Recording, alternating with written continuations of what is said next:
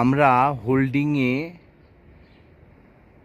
9টার সময় শুরু করে 11:30 নাগাদ কাজাতে এসে পৌঁছালাম।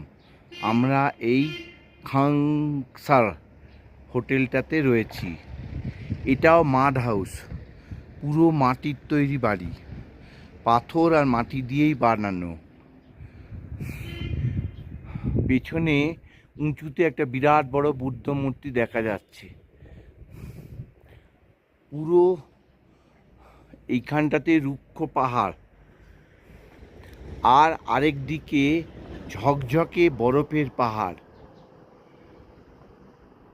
ভগবান আমার 30 বছর আগেকার ইচ্ছে পূরণ করলো আজকে। Thank you Thakur, thank you.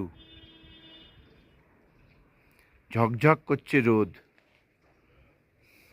Akash Neil.